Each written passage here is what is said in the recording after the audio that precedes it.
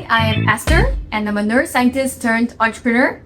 And 5-ish years ago, started a company called Oti, and we essentially train people how to use AI in a way that they don't become dumb and lazy, but actually become smarter. And we do that through neuroscience and brain science. Hi everyone, my name is Yindre, or you can call me YJ.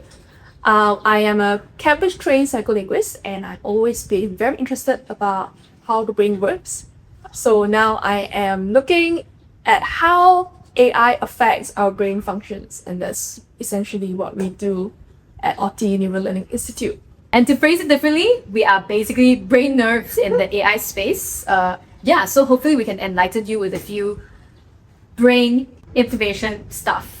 So today we are going to look at the topic of, can AI cause brain rot? And I think we've collected some questions from curious public. So have a look at the questions. Yeah.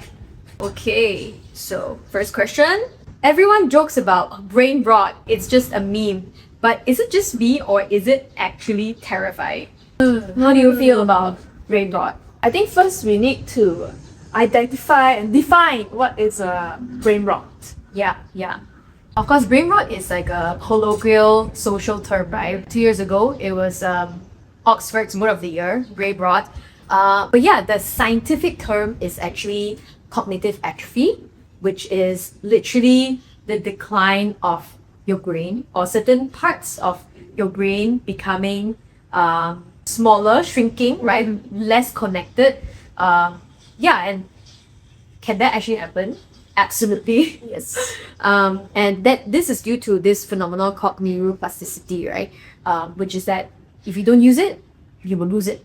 And the brain is an organ that takes up a lot of energy. So any way that it can try to save energy is either too bad. And brain rot is, it comes from, excessive scrolling of low effort content, kind of trivial, random things, or being overly stimulated.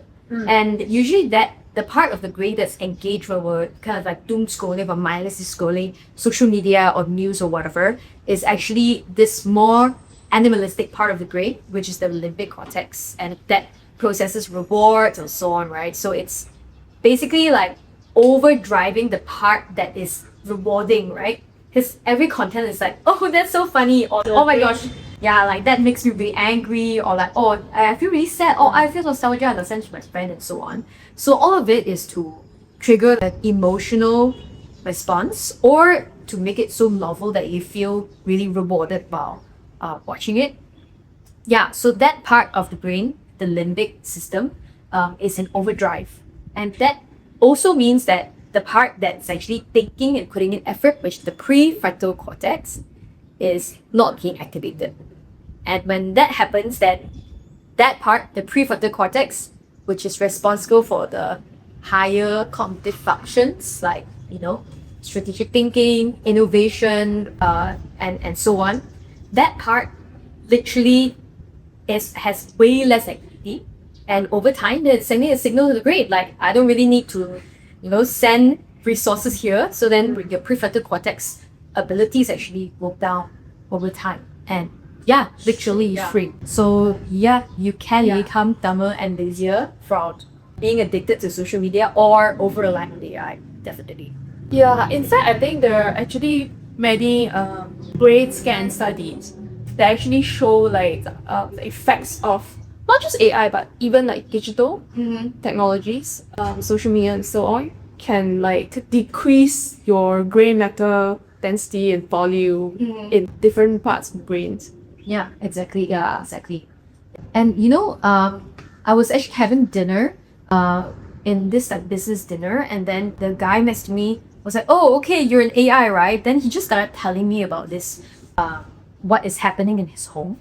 And he has a foster daughter, and so she came in, and then she was doing work, right? And it's a very simple piece of homework where the sample steps on the left side and on the right side is like a new question, but you just have to follow exactly step by step. And so he's like, oh yeah, you can just finish off this piece of work, and then we can come and just spend some time together. So then after quite some time, like an hour, he went to check on her. She has not done anything. Then it's like, okay, that's weird. Then he's like, okay, just let's just complete it so that we can get going. And then he came back again after some time, and she still has not completed the homework. Then he asked the foster daughter, what is going on? And then she just said, I just can't focus. I just can't do it. He asked her to open up the page on her phone to see how many hours she's spending on social media and so on. And she spends like more than 10 hours a day just scrolling. And that ability to even pay attention and put in effort is so degraded that she just couldn't do it. Yeah. And well, every day, I think it doesn't feel obvious. It's, but when it's accumulated over years, then suddenly just like, I can't recall that word. I can't do this task. I mean, why is it so difficult? Yeah, and when we find out about cognitive atrophy or like brain rot, it might actually be a little bit late. But of course it can. It's really rotten. But we can still do something about it. Yeah, but I think that is the reality that we have in today's world, right? We are just constantly overloaded with information. And with like digital device nowadays, everyone has a smartphone. And then every day you have like notification calls being ding ding ding ding ding. It's like you're constantly overloaded with all these notifications. And there's also another phenomena where like people do a lot of like digital multitasking. I reply to you on this like social media, and then later I will switch to another social media, continue doing a lot of stuff. And that actually like affects their attention. You can't focus. The problem that you described is You know what's the worst I've seen? It's like those like Grab drivers watching TikTok while driving. oh my god. Have you seen that? Oh my god. That's so dangerous. It's actually so dangerous. Yeah. But it's like, okay, it's just a straight road, right? Okay, like I drive past. Why is the screen like moving? Then I just glance over for 1 second. There's a TikTok video playing. What is happening, man? It's like, you know how like nowadays when they want to put like educational content on like social media, they have to put like the kind of like video that is like completely unrelated, like a tempo run video or whatever, and then they talk to you about educational content because you cannot focus, you need to have that constant stimulation. But definitely is rewiring, especially the newer generations, in human how their attention span for sure. So I guess it's like brain rot is like that mental fogginess and the feeling of difficulty to put in effort. I think that's what brain rot shows up as, right? Or like just constantly needing stimulation. Alright, let's look at the next question. Hey. Okay, let's see. I reached for ChatGPT before I even think now. Is this normal or a problem? Yeah. So actually, to continue just now, we're talking about attention, right? And there's this like framework that talks about like there are 4 parts of 4 different domains of cognition: learning autonomy, attention, metacognition, and memory. The more you outsource function, then the more disruptive it is to your brain functions. So basically, the more you outsource these functions of thinking, then the more cognitive atrophy or brain rot you'll have, Yes. right? So the first one is what? And Learning autonomy and attention. Okay. And So attention is actually considered like a lower level. And then you go to like metacognition, which is your ability to monitor and regulate your own thinking process. like to think about thinking. Yes. And then the highest level is like memory. Completely outsource your memory. And that's like very disruptive type of offloading. So back to the question. You reach for ChatGPT before you even start thinking. What degree of problem is that? It's like on the way to disaster. Well, essentially that is also developing symptom of brain rot, right? Because it's like, okay, I need to think about this thing. I need to do this task, right? I need to like start this project. but like, oh, there's so much thinking to do. Can AI just suggest to me what food first? Then actually that's really falling into relying on AI. And it is like offloading that thinking task lah to AI, right? So again, it comes back to the level of effort that someone is willing to put into thinking. And in the case of like Braybot, right, then that means they're not really that willing to put in effort and more. And this is exactly a case of like nobody is putting the effort up. Yes. And I think because like the degree of how much your brain is gonna rot, it's gonna depend on how much you outsource your cognitive process. And in the case of like if you're talking about brainstorming or thinking or creatively, critically, like problem solving, if you outsource that, then this part of your brain is basically not gonna work anymore. Yeah. And interestingly, there was actually research by MIT, right? No Grain on ChatGPT, and they had 3 categories in which the one category is they don't use any search engine or AI to help them to write the essay. Second category is they use search engine to research and then they have to write the essay themselves. And then the third one is they use AI to assist the entire process of essay writing up. And one of the stat that was very, very surprising is that when the participants were kind of assessed after, the group that used AI, 83% of them cannot remember what they wrote. From what you said just now, one of the categories of like cognitive atrophy is memory, right? Yes. Yeah. And that actually also is due to a lack of understanding of what they actually wrote. Yes. Yeah. So probably this group, right, you show them the writing, they might not even recognize it because they have almost like outsourced it. Because they never internalize that process of Understanding, understanding making sense, crafting crafting narrative. And in fact, in today's world, knowledge is abundance. It's free. You just use your finger, you go to Google, it's everywhere. And I think there's this thing about like the Google effect, which is like people also like there's less motivation for you to remember something because you know that it's easy to get. So I think that definitely affects the memory a lot. Yeah. And I guess it's like, let's say you take away the AI tool, then like how cooked are you? It's like if you take away the AI tool, then you are unable to do the task, then yes, that is problematic. Yeah, definitely. But it's also about your habits, I think. If you are already used to that, it becomes basically the over-reliance, right? And I think it's very important to have the awareness when you're using the tool. You want to have that metacognitive kind of awareness to know that I actively, or am I even actively involved in linguistic process? And that metacognitive awareness will actually like affect how your brain processes your interaction with AI. Yeah. Agree. And I think it's actually quite common, this narrative out there. They call it the AI first mindset, right? Which is like, oh, okay, you come across a problem, then like, is there an AI that can help me solve this? And they called it the AI first mindset. By the way, I think there's nothing wrong with this, but at the same time, is it AI first or should it be thinking first and AI second? Right? Because when it comes to like doing tasks, I also find that it's quite tempting to just reach for, as in Gemini or ChatGPT, and just like, oh yeah, help me do this thing, right? But increasingly, I'm practicing this thing where I would think first before I even go to the AI, right? So like literally, I would just shower, then I'll just be thinking of the prompt that I'm gonna write, or like I'm like driving, or like I'm having a walk, and then I'm like, okay, so like I want to achieve this thing, then what is the prompt? What is a mega prompt that can help me to achieve this and get the AI to, help me with a particular part of the thinking process?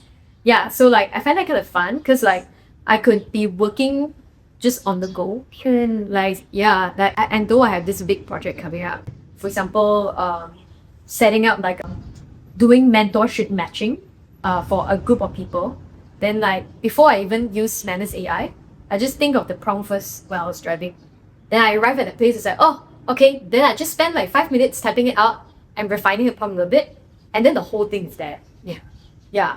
But if I just dump all the things, I just write a simple phrase, help me to match the mentor similarities, then obviously that's gonna be like, it's not gonna give a good result. And in fact, you're gonna probably spend more time afterwards to refine Exactly. the output from AI because it's not usable, or it's like Yeah. it doesn't have the context of personalization that you want, right? Plus, that's like taking so much energy. Yeah. Every single prompt, and you're killing the earth, please.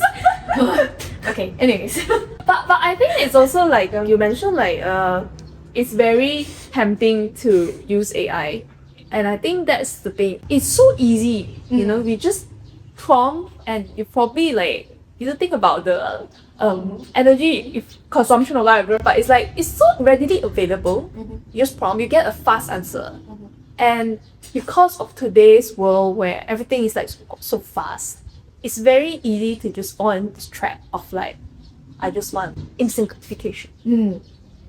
Yeah. Instead of going through the hard process of thinking, which is also a problem. Yeah, that's true. But basically, it's like, I think some people might be scared that using AI is gonna make them like use their mind and whatever. But like, if you don't use AI, then you're gonna fall behind. But if you use AI without putting in effort in thing, then you're gonna become dumb. Yeah, that's all right. It comes back to the theme of like metacognition, right? It's about Yeah. metacognition of the knowing like when should you use AI and when should you not use it. And to put in thinking into that process, right? So like AI is helping us think and Yes. not to replace our core think, right? Yeah. Yeah, so problematic. Did we answer the question? Next question? Yes, next. Hey, let's do it. Oh. Is prompting just a lazy way of avoiding the hard work of having an original idea? You know what? I find nowadays people are like so obsessed with prompt engineering. Basically, there's also abundance of prompt on the internet, right? Just go and Yeah. Google search, right? It's That's true. everywhere. Yeah, those like prompt packs. Subscribe for like a prompt library. type of thing. Exactly. I don't know. Sometimes I find myself they also be like, oh, save, and then their use I also don't know. But at the end of the day, prompting is not just copy and paste the prompts. Yeah. It's actually the underlying skill of prompting is that you are supposed to think about what you prompt. Yeah. And I think like, let's say the set of ideas that come out is weak, right? It's like weak sauce. Then it's like, oh, this AI sucks. But no, actually, it's like the AI is weak if the human thinking is weak. And Exactly. weak human thinking leads to weak AI output. Yeah. So it still really comes back to human thinking, right? Whether prompting is a lazy way of like avoiding the hard work, it depends on how you prompt lah. If like you are just like copy paste some standard templates and prompt, obviously you're not putting that much effort and you're just expecting AI to give you some ideas. Yeah. But AI actually can't really give you original ideas. Yeah. Because whatever output that AI gives you is based on the data that's trained on. And if everyone just use the same prompt, everyone's gonna have the same generic idea. Yeah, exactly. I mean, I think one way to think about it is that AI can do the heavy lifting, but whether it can contribute to create a completely original idea, that's up to the human to execute. Anyway, like for example, last year I just had a wedding. She's there. And to be honest, I actually use a lot of AI in the planning process. Just I prompted the Yeah. AI to Gen AI, right, to be an expert wedding planner who is known for, really innovative activities that makes people feel connected and things like that. And I think it was able to actually give me a list of ideas and gave me a structure of, okay, what do I need to do? What do I need to plan? What's the schedule like this in the months leading up to the wedding? But when it came to the actual final set of ideas to be selected, obviously me and my husband, we have to discuss and we chose the ideas and refine them based on what touches us, right? What make us feel an emotion, and what is the way that we actually want to connect with the people who come to our wedding, right? Our friends and family.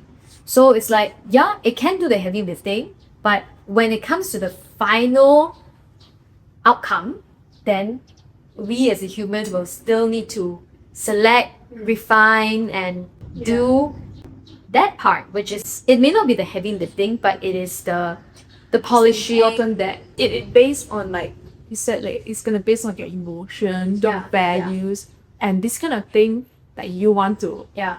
That's what gives you the originality. Yeah, yeah. Because every human is gonna have different set Yeah. of emotions and values. That's what makes it unique. Yes, Yeah. exactly. I think like I completely agree. Like AI it helps a lot with speeding up the process. For example, even me in my work every day, I'm using AI. Yeah. And it helps to just speed up the process a lot. For example, if I in the past I would need like 3 days to write an essay, now I can probably write it in 1 day. Yeah. But it's not because I prompt the AI to give me the essay. Because if I do that, then I'll just give a generic essay that everyone will also have. But like we are talking about, like we want to have original kind of ideas, right? So all of that still needs to come from yourself. And what AI can help is to speed up Yeah. that Yeah. process. Yeah. Let's say like writing an essay, right? How can we use AI without completely outsourcing the essay writing process? Like, what is your workflow? Yeah. What does your workflow look like? Yeah, so I think like a very like copy paste prompting way of using will be like, here's an essay topic and give me an essay, right? But actually, what is the process of writing essay if you don't look at AI first? If you just look at the process of writing using, it starts with like, okay, brainstorming with the idea, coming up with the topic, Yeah. drafting. And then for each of these process, you can actually use AI to help in that process. So Yeah. for example, coming up with brainstorming the idea, we use AI to help with that part. So that actually is like you are doing the brainstorming and you are doing the thinking, Yes. but AI facilitates that Yeah. process for you. it's like your assistant now. Yeah. And for your assistant to be effective, you need to tell it like, why are you doing this? What's the purpose? Yeah, What's exactly. the goal that we're trying to achieve? So you're gonna ask you questions for you to Yeah. answer back. Instead of you just taking whatever suggestions Yeah. from AI. Yeah. It's like like good enough. Yeah. Then that would like definitely the originality is down the drain now, right? So it also comes to like when you're doing the task, are you just doing the task? Or do you actually understand the objective of why are you Yeah. doing it? I think that really changes how you interact with it. Yeah.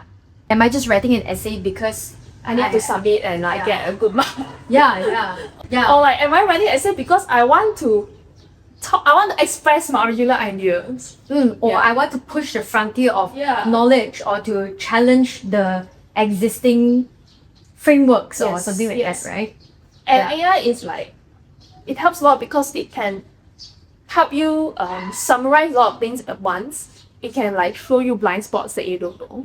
But again, like, are you just blindly accepting whatever that AI gives you? I think Yeah. that's the critical thinking. Yeah, yeah.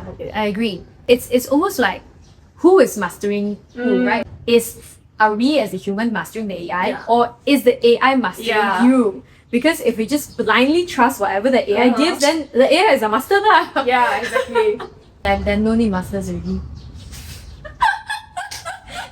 You can joke. I hope they understand the joke. Moving on. Yes. Should we go to the next All section? right. Yeah.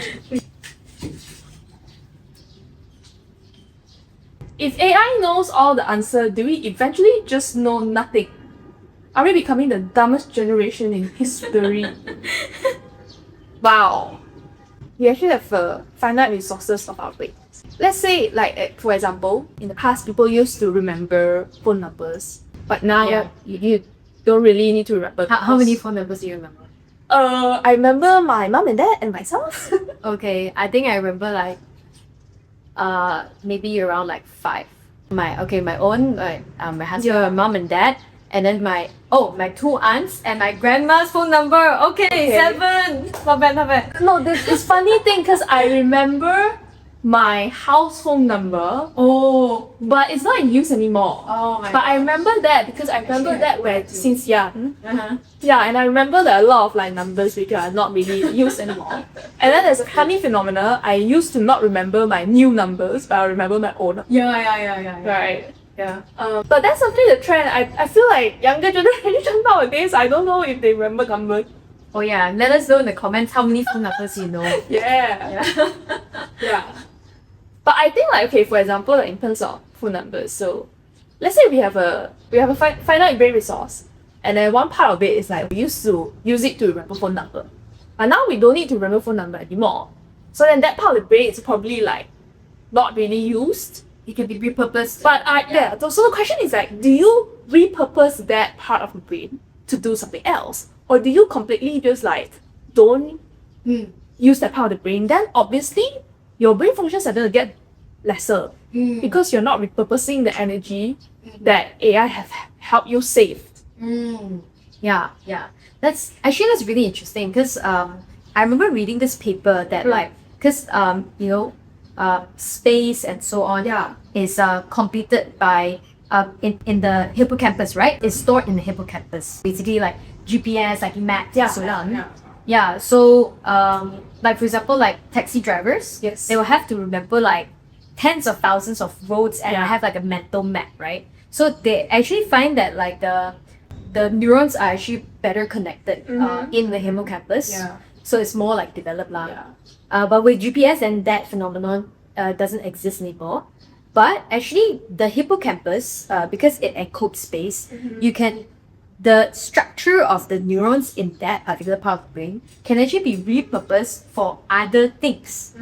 For example, mental positioning of social relationships. It is encoded in the hippocampus. Right. Because, like when we think about relationships, we also use words like, oh, this person is above me. Like let's say we're talking about hierarchy, or like below me, or she's beside me. I'm with you, I'm on your side. It's like closer, further. Yeah, all of those things actually like spatial, like SPATIAL. Right. Reasoning and computing, right? And so actually, even though we don't have to remember maps anymore, it's GPS, but we can repurpose that into a higher ability to, let's say, manage social relationships by understanding more complex relationship dynamics and so on, right? So then, if we actually use our brain in such a way, then obviously we're gonna like still continue to get smarter. But if we're like, oh no, we don't need to use already. use already, then you use it for like more, I don't know, To get like rewards. Yeah, Instant gratification. like lower level tasks that actually doesn't engage your brain. Like if we're just doom scrolling or whatever.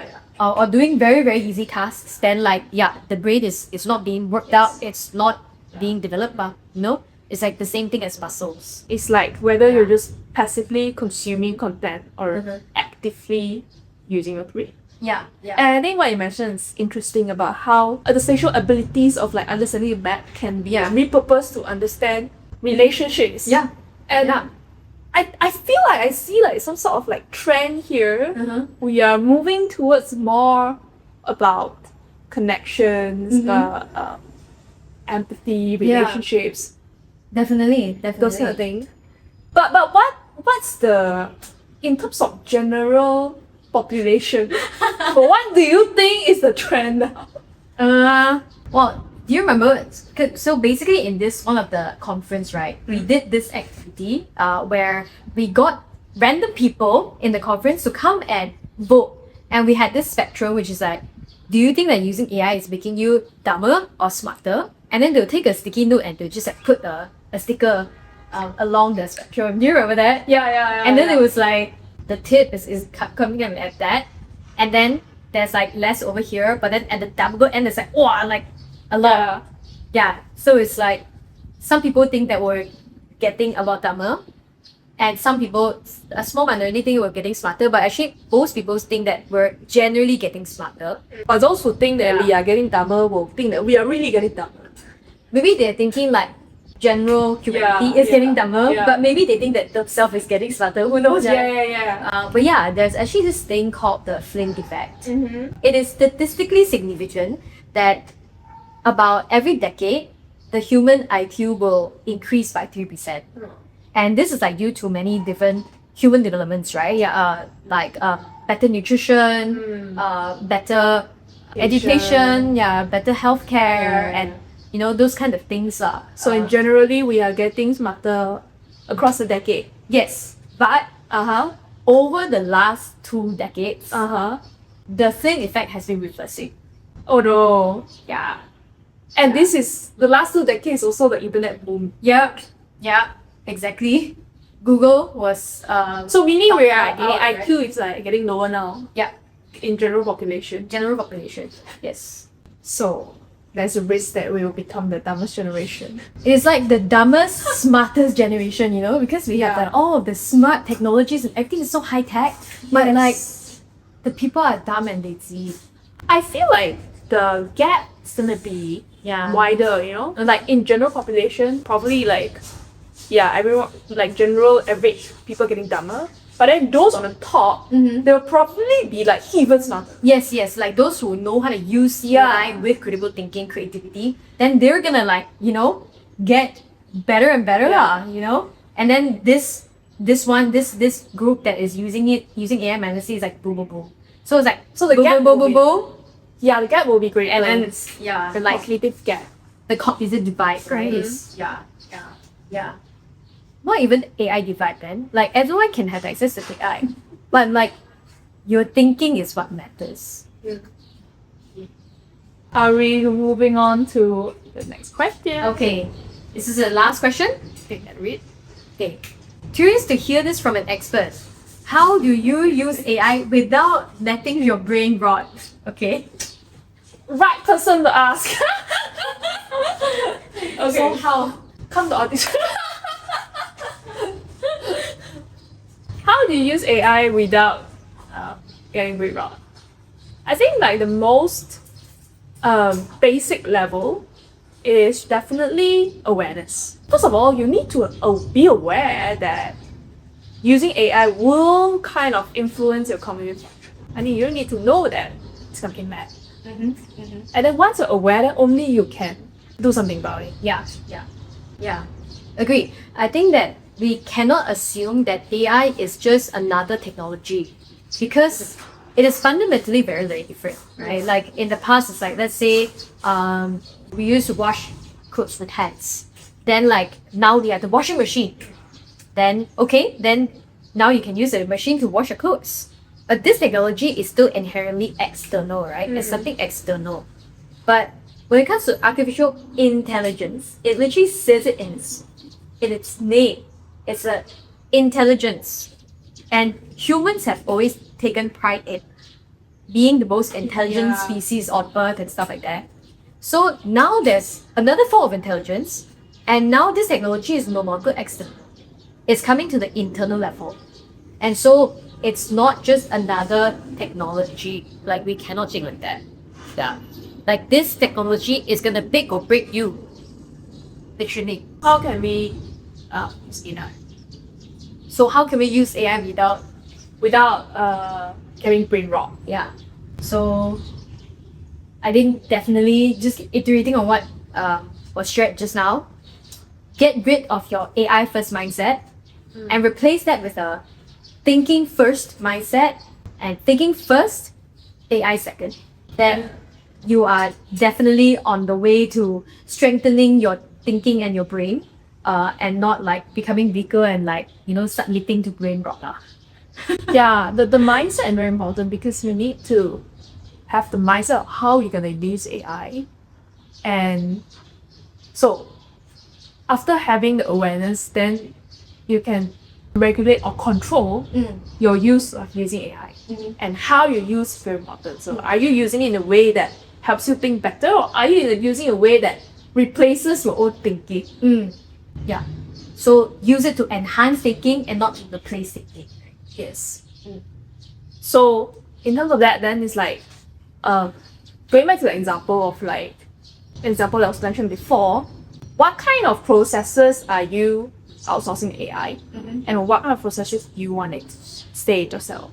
So for example, if it's something like researching and providing a summary, probably you can outsource that to AI because that involves like going through a lot of documents and then like summaries. And then probably you'll need to still come in for the fact check part. Yeah, exactly. But then when it comes to like aligning your ideas with your objectives, then probably you want to keep that within your control. yeah, Because you are the one who understand yeah, what works best. yeah, exactly. Yeah, like for any task, right? Anything that we're doing, there is definitely a higher goal, right? Okay, like for example, let's come back to the wedding planning. Okay. So the goal, right? The surface goal might be to organize a memorable wedding. Okay, then what is the higher level of that goal? Yeah. What does memorable mean then? Yes. Memorable to some people might mean adventurous. Some might mean like I must make you cry or something. So then it goes to a higher and higher level. And only humans can dictate Correct. that, right? Because machines don't have consciousness. Yeah. They're not gonna decide your goal for you. Yes. And if you want the AI to decide your goal for you, then what are you doing, man? Just get replaced lah. Yeah. Which is like interesting because you're talking about the different levels of goal. Yeah. And the first, probably the most surface level, is just complete the task. Yeah, complete the task. AI can do that. Yeah. But then when it comes to like the higher purpose, hey, why are you completing tasks? What goals, what objectives? Those are fundamentally human. Yeah. So we have to be the one that directs AI to complete the task in accordance to a higher objective. Exactly.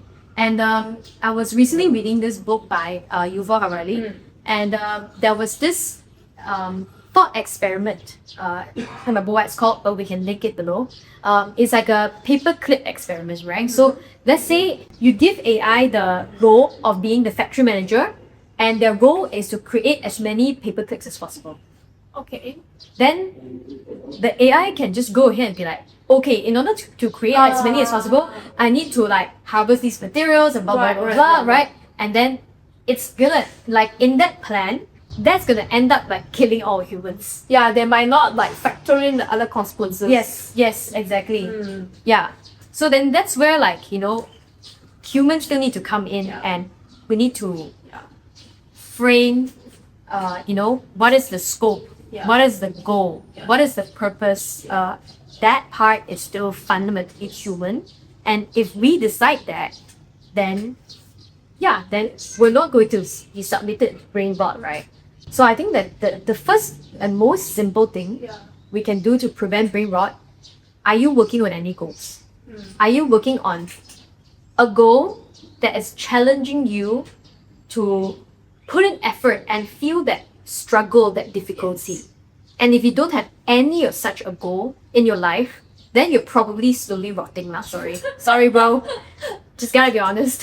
And I feel like if to sum that up, right, the most actually it's about taking ownership. You're taking ownership of like your own life, your own brain. And it's the same thing with the MIT study where people who use AI a lot, they lose a sense of ownership. So if you don't want to lose that, then you have to be responsible and be proactive and take ownership. Be responsible to design your life. Yeah, exactly. And that's how you can prevent your brain from rotting. And replaced. Yeah. I think the key here is do hard things. Train your brain muscles. Train your brain to do hard things and not to do what feels robotic. Because then that's just reinforcing the reward systems. But if you want to develop the higher order thinking and strategic parts, the goal-oriented parts, and so on, do hard things. It's just as simple as that. Yeah.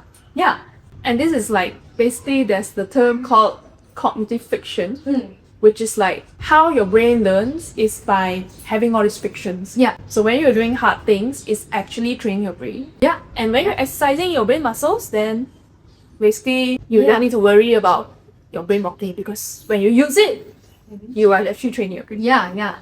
Like imagine going to the gym and like decreasing your weight over time. Like that's literally how you become less weaker. Yeah. It's like we go to the gym, and eventually we increase the weight, right? Correct. And the muscle will tear. Yeah. And it's gonna hurt and it's gonna feel like struggle, like Yes. if you're not in gym, right? Yeah. Then you're not building muscle. Yes. And it's the exact same thing in the brain. Exactly. If you're not like, then you're probably not using your brain and developing it. Yeah. Like if you're just using like a very easy way, basically feeling complacent about it, then you're not like training, and then you just feel like rewarding, but you're not training the brain. So at the end of the day, it just gets wrong. Yes, exactly. So do hard things. Yeah. Well, I should really enjoyed that conversation. Alright. Yeah, and quite excited for what's the future questions is gonna come Yeah, from our yeah. curious audience. Yeah. And by asking questions, you are prompting your brain to do hard things. Yeah. So let us know what topic you wanna discuss next. Throw us your questions or email it to us. And drop a like, subscribe, and see you next time.